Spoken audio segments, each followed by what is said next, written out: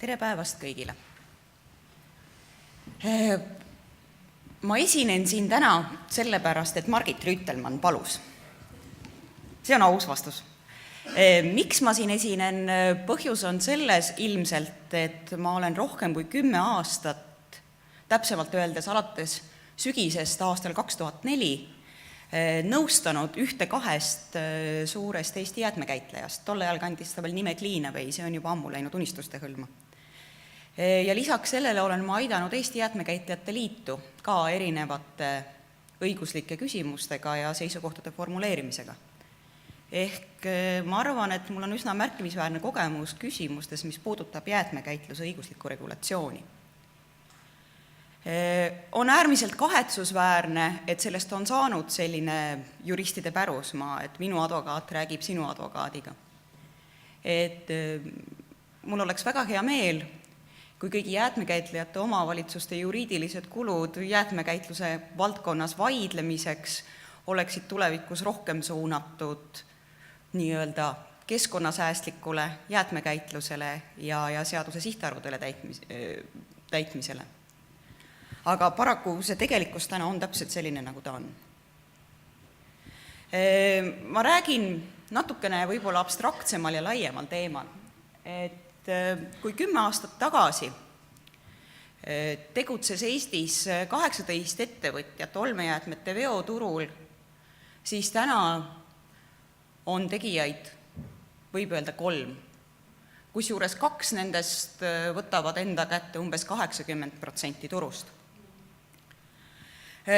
Tänasel hetkel, mis on juhtunud selle viimase 10 aasta jooksul, on see, et erakapitalil tegutsevad ettevõtjad väga enam ei investeeri.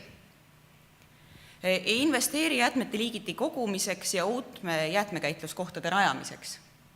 Miks seda ei tehta, on see, et igasugused investeeringud eeldavad jäätmevoogude või siis tulude stabiilsust ja kui ei ole võimalik ikkagi pangale näidata, et raha tuleb ja raha on garanteeritult tulemas tulevikus ka, siis ükski pank laenu ei anna ja ka ükski erainvestor ei ole valmis oma raha ettevõttesse juurde panema, kui kindlust, et see investeering ennast ära tasub, ei ole. Sellele vastukaaluks, mis on tegelikult toimunud viimase 10 aasta jooksul, on see, et päris märkimisväärseid investeeringuid just jäätmekäitluskohtadesse on tehtud avaliku sektori poolt. Oli periood, kus rajati ohtralt prügilaid, õnneks see periood sai läbi, kuid siiski rajatakse ka täna veel mitmeid jäätmete ümberlaadimisjaamu ja sarnaseid käitluskohti. Meil on olemas ka korralik jäätmete põletustehas, ehk kui vaadata kõiki neid käitluskohti, mis on rajatud, siis Eesti jäätmetest kindlasti ei piisa kõigi nende käigus hoidmiseks. Kui nüüd tagantjärgi targana veel vaadata, mis on toimunud viimase 10 aasta jooksul, siis tegelikult on investeeritud märkimisväärseid summasid, sealhulgas ka umbes 13 miljonit eurot Euroopa Liidu raha sellistesse jäätmekäitluskohtadesse, mis jäätmehierarhias asuvad seal madalamal tasemel, mis ongi siis kas põletamine või siis veel madalamal tasemel asuv jäätmete ladestamine. Ja selle tulemus mõnes mõttes on ka see, et siin riigi jäätmekava 2014–2020 koostamise käigus kogutud materjalide kohaselt olmejäätmete ringlusse võtu tase Eestis, see on nüüd veidikene vananenud andmed, aga on 27–28%. Aastaks 2020 peaks see olema 50, nagu ka eelkõneleja mainis. Ehk küsimus on see, et aga kuidas sinna siis jõuda?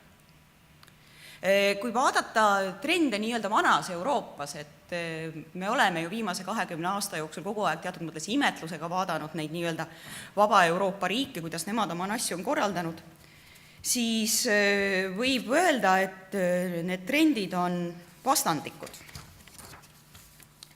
Näiteks Soome näitel, mis on meie suureks eeskujuks olev Põhjamaa, 2012 jõustus Soomes jäätmeseaduse muudatus, kus siis anti omavalitsustele õigus otsustada, kas nad soovivad oma olmejäätmete kogumise veo korraldada kas vabaturuna või siis läbi hangete, nagu sarnase süsteemiga meie korraldatud jäätmeveole. Täna on seis selline, et 56% omavalitsustest on valinud korraldada oma piirkonnas vabaturu meetodil jäätmevedu ja 44% jätkavad korraldatud jäätmeveona, kus vedaja leitakse konkursi alusel. See on olnud omavalitsuste endi otsus, mitte riigi poliitikute poolt peale surutud kuri plaan. Teine näide, mis on juhtunud Poolas. Mõnes mõttes on juhtunud midagi sarnast nagu meilgi. Poolas oli kuni 1. juulini 2013 jäätmete kogumise ja veo osas vabaturg. 1. juulist 2013 jõustus siis see kohustus korraldada jäätmevedu ja valida konkursi kaudu vedaja. Kui vabaturu tingimustes oli Varssavis 60 jäätmeveoettevõtjat, siis tänaseks on neid alles 3. Mis tähendab seda, et tegelikult see, mis Eestis on juhtunud 10 aasta jooksul, ei ole midagi erandlikku. Mõnes mõttes need mehhanismid ja süsteemid on teatud regulatsiooni puhul on tagajärjed paratamatud. Kui analüüsida siin Euroopa jäätmekäitlejate poolt kogutud andmeid selle kohta, mis toimub, siis selles meie suureks eeskujuks olevas vanas Euroopas kaeveldakse tõsiselt selle üle, et jäätmekäitlusvaldkonnas paljudes riikides on lubatud need nii-öelda sisetehingud ja sisetehingud on kaasa toonud selle olukorra, kus omavalitsuste enda jäätmevedajad viivad jäätmeid omavalitsuste enda jäätmekäitluskohtadesse.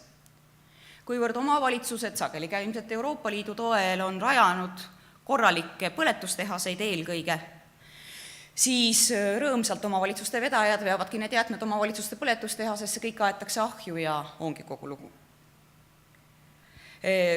Kuivõrd turg vaba ei ole, konkurents ei toimi, siis ka sellised turumehhanismid, mis normaalses olukorras hoiavad ära üleinvesteeringute tegemise, paraku ei toimi.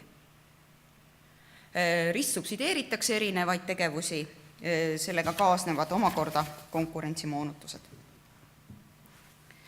Lõpptulemus on see, et maksustatakse tarbijaid varjatult ja läbipaistmatult ja omavalitsus, kes tegelikult peaks olema tarbija huvide eest seisja, suheldes jäätmekäitlusega, satub rolli, kus ta tegelikult istub korraga 2 tooli peal.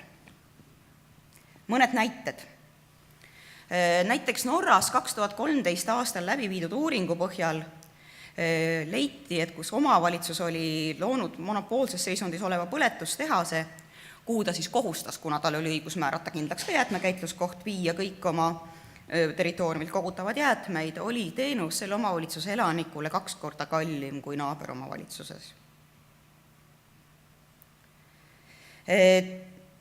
Belgias kurdetakse selle üle, et 99% kohalikest omavalitsustest on andnud enda jäätmekäitluse üle nii-öelda naabritega koostöös loodud jäätmekäitlusettevõtetele, mis on omakorda kaasa toonud jällegi teenuste vabaturu praktilise kaotamise, mis on omakorda lõppenud teenuse hinna tõusu, ristsubsideerimise ja muude probleemidega.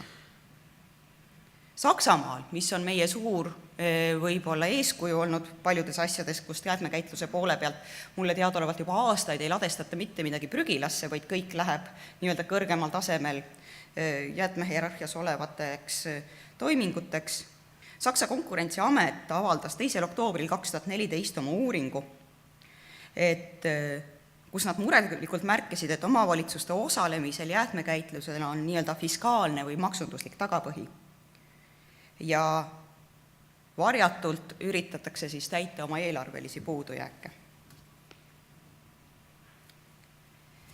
Omavalitsuste soov võib-olla käituda turumehhanismide järgi ja olla nii-öelda majanduslikult efektiivsem on kindlasti väiksem, võib väita niimoodi kui pangalaenu maksma pidaval ettevõtjal. Siin on küsimus, et ma ei tea, kas omavalitsus või riik on nagu hea peremees või ei ole, või peaks siis olema vabaturg, kes siis nii-öelda Adam Smithi nähtamatu käena kõiki probleeme lahendab. Selle üle võibki ilmselt jääda vaidlema ja kindlasti on nagu äärmuslik ühepidiseid ja äärmuslikke teistsuguseid seisukohti. Aga fakt on see, et kui soovitakse siiski, et eraettevõtlus jäätmekäitluse valdkonnast lõplikult ei kaoks ja me ei satuks olukorda, kus praegune jäätmereform kukub läbi jõustub uus riigihangete seadus, mis vastavuses Euroopa Liidu direktiividega kaotab ära praeguse sisetehingu erandi ja võib-olla 2 aasta pärast või 5 aasta pärast selles ruumis siin on meil omavalitsuse jäätmevedajad, omavalitsuse jäätmekäitlejad, kes siis arutavad omavalitsuse jäätmeveo probleeme.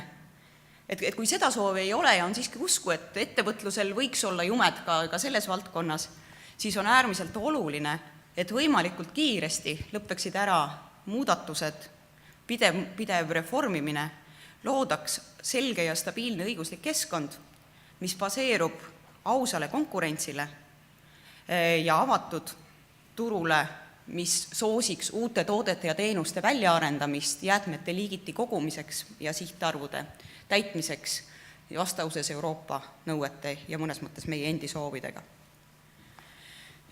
Kui analüüsida kättesaadavat materjali selle kohta, et mida siis nii-öelda kriitikud, targad ja haritud inimesed ütlevad selle kohta, et miks ei tohiks olla suuremat vabadust jäätmekäitleja valikul, siis öeldakse, et mis võib juhtuda, on see, et jäätmete vedajad, kes siis saavad veel suurema võimaluse osutada teenust kus iganes, rajavad oma jäätmekäitluskoha, hakkavad kontrollima kogu tarneahelat ja keegi ei suuda nende suurte ja võimsate vedajate vastu enam mitte midagi ette võtta. Teine väide, mis kirjandusest läbi jookseb ja miks arvatakse, et nii-öelda selline praegune mudel on parem kui suurem vabadus käitleja ja vedaja valikul, on see, et kuidas tagada, et need tädimaalid kuskil seal Peipsi veeres saaksid ka oma teenuse kätte ja kuidas tagada, et see teenuse hind oleks adekvaatne. Ja kolmas ja selline päris suur mure, mis välja tuuakse, on see, et aga kuidas siis riik ja omavalitsus saavad tagada selle, et teenus on paindlik ja vastab kõige uutematele ja parematele keskkonnakaitselistele nõuetele. Tõenäoliselt on need tõsised mured ja küsimus on, ja ilmselt on neid võimalik lahendada erinevatel viisidel. Kuid kui me räägime sellest reformikavast, mida Jäätmekäitleja Liit tegelikult toetab ja mis on praegu välja pakutud, siis on mõned aspektid siin, mis tegelikult meie hinnangult suudaksid neid muresid lahendada. Esiteks, mõnes mõttes on terminoloogiline, aga ka see välja pakutud jäätmereo reformi kohaselt ei ole plaanis ära kaotada korraldatud vedu. Kui te seda eelnõud tähelepanelikult loete, siis te näete, et omavalitsusel jääb alles üsnagi suur ja oluline roll jäätmeveo korraldamisel, selleks tingimuste kehtestamisel, järelevalve tegemisel. Sundliitumine ka ei kao kuhugi, ehk see tädimaali Peipsi veeres endiselt peab oma konteineri eest tasuma. Et selles mõttes ta on endiselt korraldatud vedu. Ainukene asi, mis sealt ära kaob, on mõnes mõttes juristide pärusmaa ehk võimalus muudkui ka vaielda igat hanget 3 aastat. Tore ju, 3 kohtuastet ja muudkui ka läheb.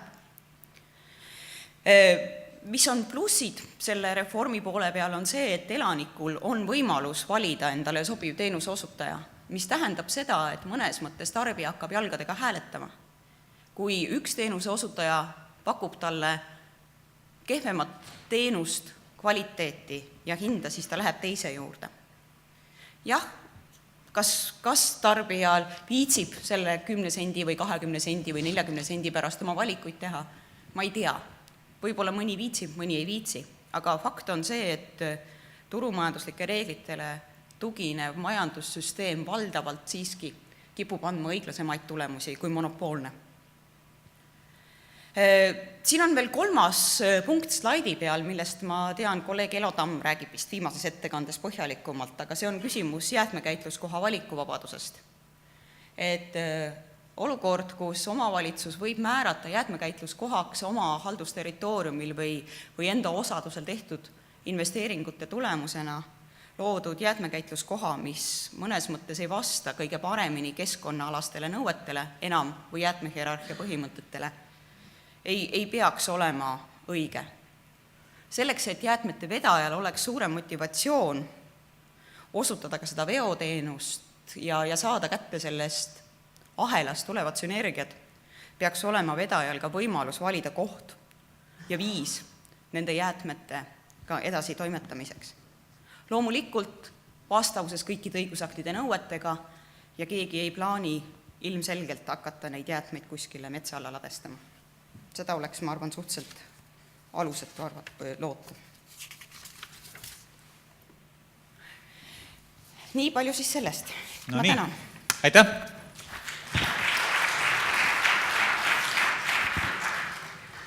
Nüüd on hea võimalus esitada küsimusi juristile ja saada juriidilisest seisukohast pädevaid vastuseid. Palun!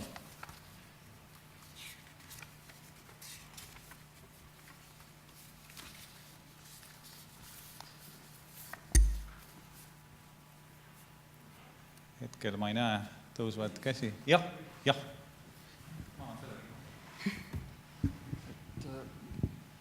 Kalle Pint Jõgeva linnast. Mul selline küsimus, et siin lõpuosas oli juttu see vabaturust ja jäätmevedajatest. Et kas mul tekib see mõte, et pigem jäätmevedaja tahab olla jäätmekäitleja, mitte vedaja. Sest kui ta veaks ainult võtab kauba ja viib määratud kohta, siis ta ongi vedaja. Aga kui ta tahab vedada ja seal mingis kohas siis endale täiendavat tulu teenida selle jäätmekäitlemise peal, siis on see teine ju natukene. Et võib-olla meil need asjad on seaduses võib-olla segamini läinud. Et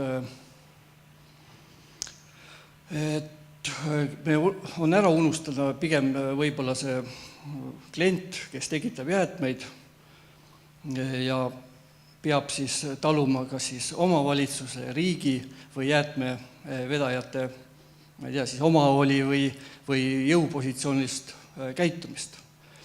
Et kindlasti on ka siin üks teema siis see, mida ma just puudutasin, see, mis puudutas jäätmevedaja ja jäätmekäitleja suhet. Ja sellele lisandub veel see kliendi poolt vaadates, mitte kui neid omavalitsuse poolt, et minu arust algusest peale Eesti jäätmeseadus on käsitlenud klienti kui potentsiaalselt kurjategijad, kes ainult tahab viia jäätmed metsa alla. Ja see kumab välja nii seadusest kui ka nendest lepingutest, mis on siis sõlmitud kliendiga. Ma mõtlen siin neid tühja veo maksustamisi ja kõiki muid niisuguseid asju. Täna, võib-olla väike kommentaar. Ma hakkan lõpust peale. Et selles mõttes on teil täiesti õigus. Jäätmeseadus käsitleb jäätmevaldajat kui potentsiaalset kurjategijat, kes tahab minna oma kotikesega kuskile metsa alla. Ja kui te vaatate seda reformikava, siis reformiseadus näeb ette täpselt sama põhimõtte, et jäätmevaldaja on see kurjategija, kes läheb kotikesega metsa alla ja omavalitsus peab palkama, nagu siin härra Haag mainis, hunniku täiendavaid ametnikke, kes siis hakkaksid valvama, et keegi ometi kotikesega metsa alla ei läheks. Aga see on olnud poliitiline otsus, et meil on sundliitumine. Et ja ongi kõik, on ju. See on nagu, ma ei tea, kas see on õige või on vale, võib-olla ei ole vale. Seda debatis kõik keskkonnaministri kandidaadid seda sundliitumise mõtet. Jah, võib diskuteerida, on ju. Tõenäosus on muidugi see, et nagu siin hea Ragn-Sellsist pärit härrasmees vaheajal ütles, et milles on probleem jäätmete äraveol on selles, et see on ju teenus, millest keegi ei taha maksta. On ju. Et kui mul on nagu jäätmed tekkinud, siis ma ei taha ju maksta veel selle eest peale, et keegi nad ära viib. Ehk normaalses olukorras nagu ma ei tahaks seda teenust ju tellida. Ja võib-olla seal on ka see kuskil see põhjus, miks see peab olema sundliitumine. Ma ju viskan oma sodi ära, mis see teie asi on, kus ma selle panen. Et sellest ilmselt ei pääse. Aga nüüd on küsimus sellest nii-öelda tarneahelast, et otse loomulikult on tung igasugusel äriettevõttel kontrollida kogu tarneahelat. Eriti äge oleks veel see, et kui toodaks ise jäätmeid, siis käitleks neid ja siis töötleks neid veel ümber ja müüks veel lõpuks maha ka. Et selles mõttes nagu teatud mõttes erasektori huvi võimalikult palju kontrollida on mõnes mõttes loogiline ja nende investeeringute tasuvus teatud mõttes sõltub sellest, kui palju nad oma nii-öelda sisendi ja väljundi poolt saavad nagu ette prognoosida. Aga kas see on tingimata halb? Ma ei ole kindel selles, kas ta on halb. Selle üle, et seda ei kuritarvitaks, peab järelevalvet teostama Konkurentsiamet, riigil on oma jõumehhanismid, mis võimaldavad seda siiski jälgida. Ja see ei ole mingisugune jäätmemajandusel ainuomane probleem, vaid seda on tegelikult kõigis valdkondades. Kui seda käitluse poolt veel kommenteerida, siis Kui jätta prügilat kõrvale, siis näiteks jäätmete energiakasutuse osas, mis on hierarhias mõttes kõrgem tase, siin on turul nii eraettevõtted, kes tegelevad jäätmekütuse tootmisega, nii munitsipaalettevõtted, kes ladestavad ja vähesel määral ka töötlevad ümber jäätmeid energiakütuseks, ja on riiklik ettevõte Eesti Energia, kes siis põletab jäätmeid masspõletustehnoloogiaga. Nii et kõik omandivormid on esindatud ja konkurents käib ja ausalt öelda minu teada kõik vedajad kasutavad ka enamuse käitlejate teenuseid, et käib konkurents ja koostöö, et mina ei näe sellest isiklikust midagi halba. Et kas on veel küsimusi? Jah. Tallinna linnavalitsusest. Mulle tundus, te olete siin teinud ühe põhjalikuma võrdlev uuringu, tõite siin näiteid Poolast. Ma tooksin ka Poola kohta, ütleks, et hiljuti Eurocities koosolekul, mis toimus Brüsselis, Eurocities on siis suuremate Euroopa linnade ühendus, seal käsitleti ka Poola näidet ja Põhjamaa kolleegid siin Helsingist, Stockholmist, Göteborgist, Oslost, Bergenist ja edasi nimetasid seda, et Poola siis loobus oma kommunismijärgsest süsteemist. Teine näide oli siin Belgiast.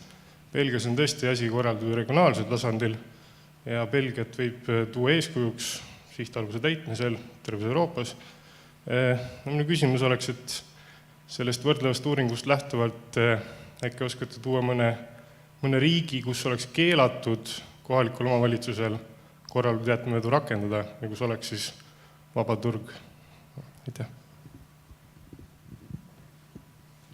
Täna on enamikus riikides on korraldatud jäätmevedu ühel või teisel moel. Küsimus on, kuidas ta on korraldatud. Nagu ma ütlesin, Soome on üks näide, kus on tegelikult antud omavalitsustele võimalus vabalt valida, kuidas nad korraldavad, kas on vabaturg või on korraldatud jäätmevedu. Nii et Soome on näide. Ja vastupidine näide on see, kus on Ungari, kus on keelatud üldse eraettevõtetel olmejäätmete kogumise ja käitlemisega tegeleda. Ükskõik, kas ta on kohalik kapital või väliskapital. Aga Ungari majanduslikust seisust ja valitsevast korruptsioonist ja sidemetest Venemaaga me teame ka. Nii, kas on küsimusi? Veel? Tundub, et rohkem küsimusi ei ole, nii et aitäh, Maivi!